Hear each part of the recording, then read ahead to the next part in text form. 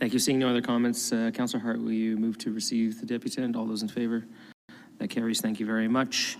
Moving on, Becca Cala, resident. Come on up.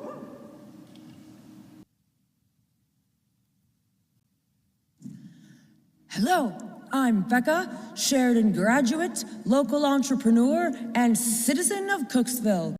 I shall start off by saying that I know this matter that I advocate for today is not property of any kind, not climate change, not housing crisis or healthcare. There are many causes that we needed more advancements of, and this is definitely one. The overarching themes, and especially diversity and inclusion of this official plan, must include this matter of real equitable standards of all ages appropriate platonic nudity for those of us with female gender identities, which is still a very important matter of civil rights justice that I myself have encountered discrimination of and seen that more work for women needed to be done about it when it comes to public and private spaces and events anywhere and everywhere. This is an evidence-based case, and if you want to read an ultra-disturbing article I found for proof, please search with whatever browser you use, Guelph couple angry that their 8-year-old child was told to cover up at a public pool. A couple in Guelph filed a discrimination case to the HRTO because they were very rightfully angry that their flat-chested 8-year-old little girl child was sickeningly sexualized and discriminately punished for nothing whatsoever other than femaleness. Think about that. No way! Such terrible, actually painful injustice must not ever be. I politely demand that we start by having all of our Mississauga Community Center pool change room signs changed, similarly to the sign I edited, and have these changes implemented immediately, entirely, and permanently. Again, not housing crisis, flooding, or healthcare. This important matter of civil rights justice is possible to be solved timely and easily.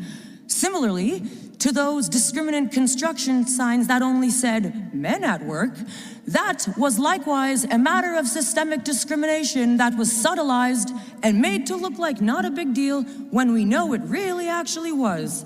Many people of all genders have seen that injustice, called it out, got it solved, and wanted to work the construction industry long before I did.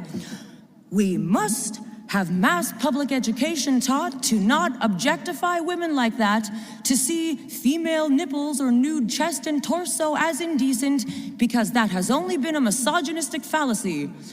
We must have our police force likewise educated to not respond to discriminant calls. I have videos of police misconduct towards me, and when I've gone topless outside, as is my right, I've been told, "You're so brave, Becca." And bravery must not ever be required to exercise our civil rights, not a police matter. And I cannot live that way. I will not abide such discrimination for myself or other girls either.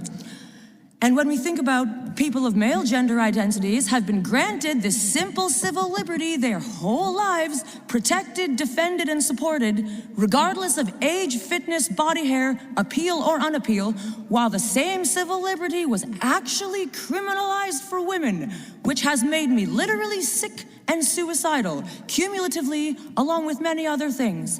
I demand no more. I know that was my trauma talking. I know that I do not want to be depressed or dread the summer.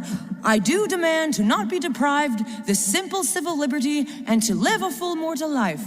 Which brings me to the portion of misuse and abuse of the matter, which remember is solved by continuous public education, just as we have done about gay rights socially, and using more bikes instead of vehicles environmentally, and having accountability enforceable.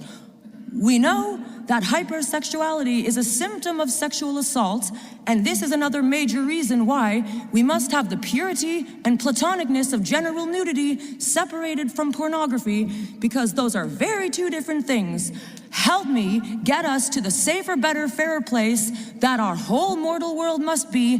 Help me heal my own past traumas and past pains of discrimination that obviously should have never happened to me or anyone else either. No, I'm not ahead of my time, and neither was Gwen Jacob in the 90s. She deserves a monument And I want one too, though I can wait for mine. Look right up there. The roof of this here very council chamber, we see a silhouette of a half-nude native man. Such civil liberty of platonic nudity for boys has been so normalized, protected and defended, I'm almost done, to the point where such a depiction is not deemed shocking or indecent for such a professional place of business as this. No double standards. I have a petition. When you search no double standards on change.org, please have it signed, work with me, and have all the conflicts solved. Hurrah! Thank you very much, Becca. Mayor Parrish, will you receive the deputation? All those in favor? Thank you very much. Woo!